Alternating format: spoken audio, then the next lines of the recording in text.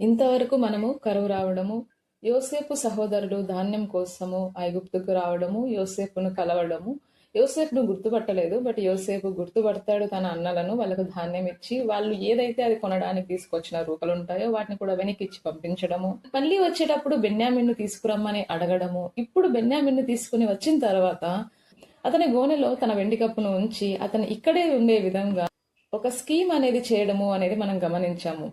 కానీ యూదా అతని అన్న ఎప్పుడైతే బెన్యామీనును ఇక్కడ ఉంచడానికి ఇష్టం లేకుండా తన తండ్రి గురించి ఆలోచిస్తూ బెన్యామీనుకు బదులుగా నేను నీకు దాసుడని అవుతాను అనేసి రిక్వెస్ట్ చేస్తూ ఉన్నాడు యోసేపును. ఈ సందర్భంలో యోసేపు ఇంకా తట్టుకోలేకపోతాడు.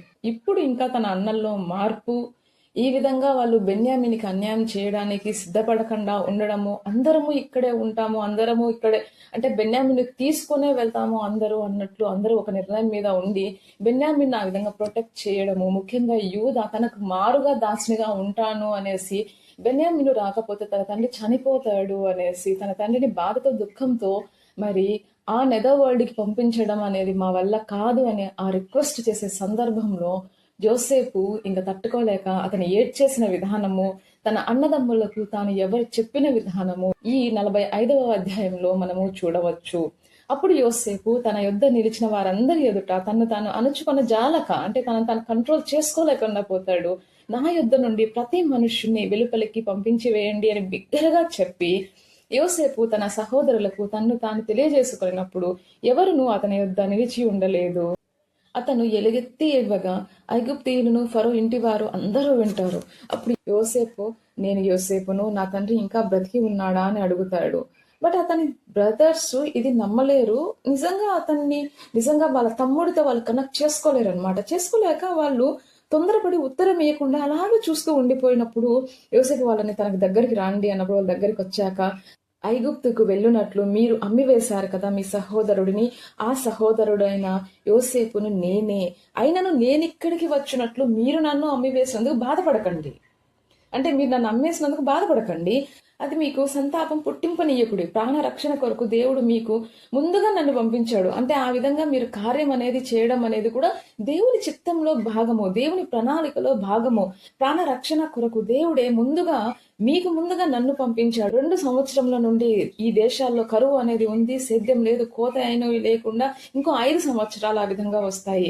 మిమ్మల్ని ఆశ్చర్యముగా రక్షించి దేశంలో మిమ్మల్ని శేషంగా నిలుపుటకు, ప్రాణంతో కాపాడుటకు దేవుడు మీకు ముందుగా నన్ను పంపించాను. కాబట్టి దేవుడే గాని మీరు నన్ను ఇక్కడికి పంపించలేదు. ఆ విధంగా ఆలోచించండి, మీరు బాధపడకండి, మీరు సంతాపం పడకండి.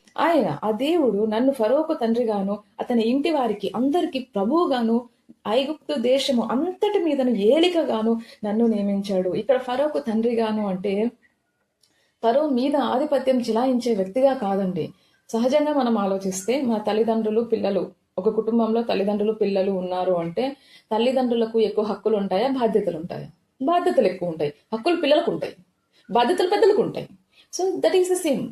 అదేవిధంగా ఇక్కడ కూడా యోసేపు ఫరోకు తండ్రిగా అంటే ఇక్కడ బాధ్యతాయుతమైన స్థానంలో ఐగుప్తు దేశము అంతటి మీద ఏలికగా దేవుడు నన్ను నియమించాడు అని చెప్తూ ఉన్నాడు యోసేపు.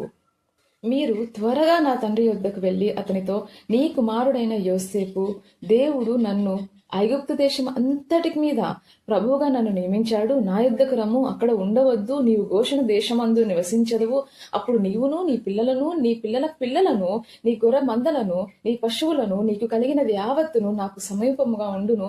ఇకను 5 సంవత్సరములు కరువు సంవత్సరాలు అనేవి వస్తాయి, నీకు నీ ఇంటి వారికి నీకు కలిగినది అంతటికి నీ పేదరికం అనేది రాకుండా నేను నిన్ను పోషించదను అని చెప్పుడి అనేసి, అంటే ఈ మాటలను నా మాటలుగా నా తండ్రికి చెప్పండి అనేసి తన అన్నలకు చెప్తూ ఉన్నాడు యోసేపు. తండ్రి చేత పోషించబడే స్థాయి నుంచి యోసేపు ఇక్కడ తండ్రితో, నేను నిన్ను పోషించదను, నీ పిల్లల్ని పోషించదను, నీ పిల్లల పిల్లల్ని కూడా పోషించదను అంటే సింపుల్ గా యాకోబు కలిగిన దానికి అంతటికి యోసేపు బాధ్యత తీసుకుంటూ ఉన్నాడు. ఇదిగో మీతో మాట్లాడుచున్నది నా నోరే అని మీ కన్నులు నా తమ్ముడైన బెన్యామీను కన్నులను చూచుచున్నవి. ఐగుప్తులో నాకు కలిగిన సమస్త ఘనతను, అంటే నాకు ఇక్కడ ఎంత ఘనత, ఎంత గొప్ప స్థానంలో దేవుడు నన్ను ఉంచాడో మీరు చూచింది యావత్తు నా తండ్రికి తెలియజేసి త్వరగా త్వరగా నా తండ్రిని ఇక్కడికి తీసుకుని రండి అని తన సహోదరులతో చెప్పి తన తమ్ముడైన బెన్యామీను మెడ మీద పడి ఏడ్చెను. బెన్యామీను అతని మెడ మీద పడి ఏడ్చెను. అతడు తన సహోదరులు అందరినీ ముద్దు పెట్టుకొని వారి మీద పడి ఏడ్చిన తరువాత అతని సహోదరులు అతనితో మాట్లాడి, ఇదే విధంగా తన సహోదరుని మెడ మీద పడి ఏడ్చిన వ్యక్తి ఇంకొకరుని మనం చూసాము ఆది కాండంలో. ఎవరండి? ఏషావు. ఎప్పుడైతే యాకోబు లాబాను దగ్గర నుంచి తిరిగి తన భార్య పిల్లలతో అందరితో కలిసి తన తండ్రి ఇంటికి, తన తండ్రి స్వాస్థ్యం దగ్గరికి వస్తూ ఉన్నాడో, అక్కడ కూడా ఏషావు తన తమ్ముని ఎదుర్కొనడానికి వెళ్లి అతని మెడ మీద పడి ముద్దు పెట్టుకొని ఏడ్చిన విధంగా మనల్ని చూసాం.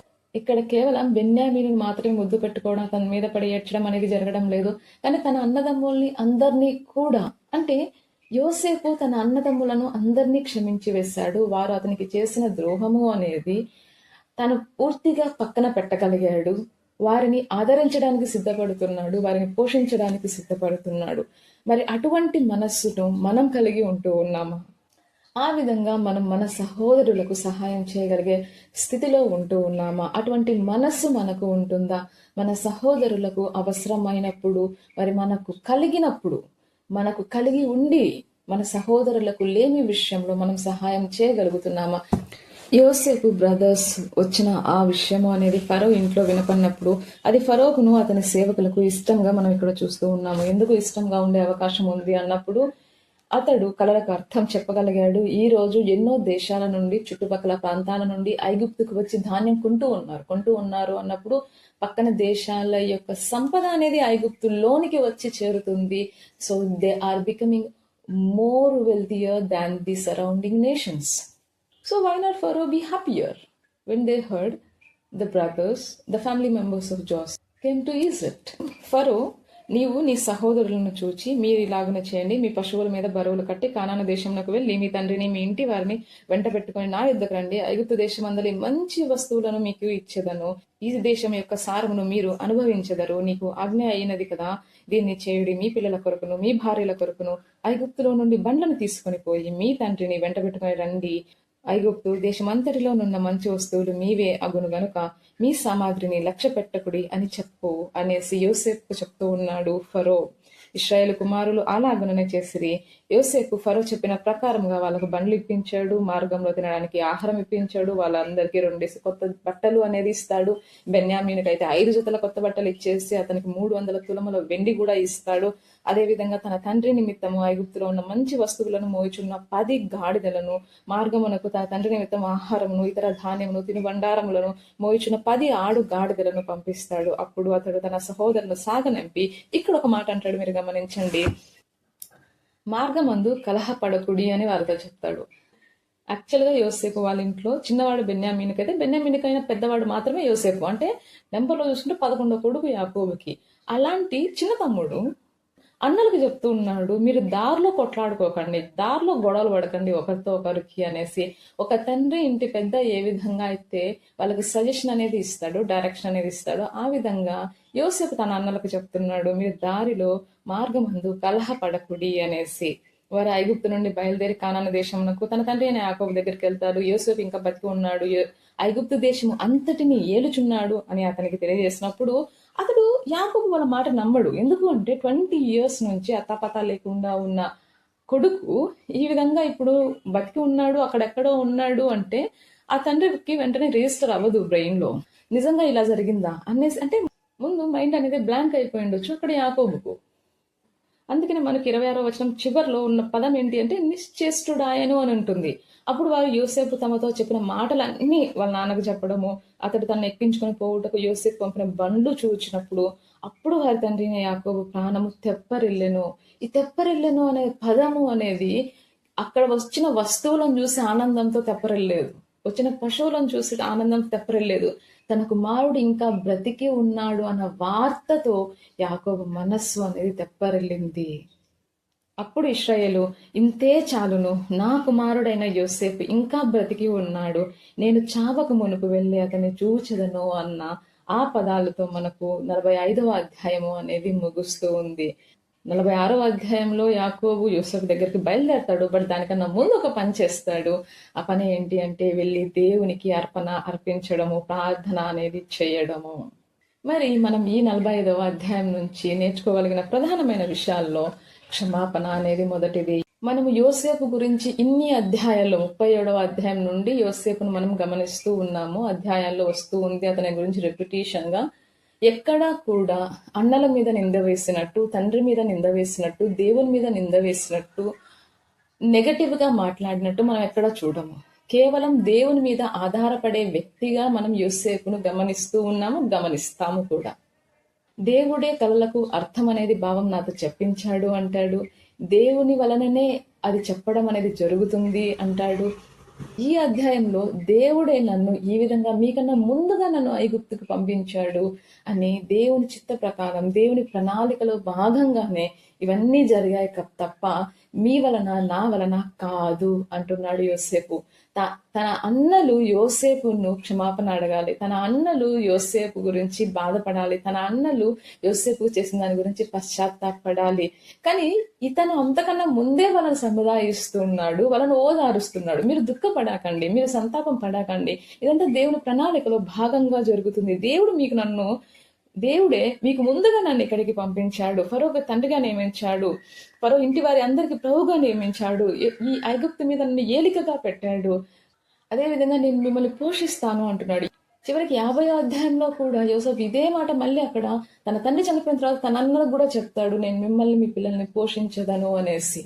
నీ సహోదరుడు ఒకవేళ లేమిలో ఉన్నాడని నువ్వు చూసి కూడా, నువ్వు కలిమిలో ఉండి నువ్వు సహాయం చేయగలిగిన స్థితిలో ఉండి కూడా దాన్ని చూసి చూడనట్టుగా నువ్వు ముఖం తిప్పుకుని వెళ్ళడానికి వీల్లేదు. వాళ్ళకు నువ్వు సహాయం చేయాల్సిన వాడుగా ఉంటున్నావు. ఈ విషయాన్ని మన కొత్త నిబంధనలో యేసుప్రభుల వారు కూడా మళ్ళీ ఉద్ఘాటించి చెప్పినట్లుగా మనం అక్కడ చూస్తాము. మరి యోసేపు నుండి సహోదరులను క్షమించడము, సహోదరులను ప్రేమించడము అనేది మనం నేర్చుకునే విషయం. అయితే రెండో విషయము, యోసేపు తన బాధ్యతను నెరవేర్చడము.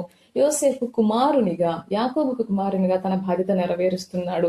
తన తండ్రి దగ్గరికి వాటిని అన్నిటిని పంపించేటప్పుడు చాలా విలువగల విషయాలు, చాలా విలువగల వస్తువులు, ఐగుప్తులో ఉన్న మంచి వస్తువులు, 10 గాడిదలు మోయగలిగే బరువు అంతవి పంపించాడు. అంటే ఇంకెన్ని పంపించింటాడు అన్న విషయం గెస్ చేయండి.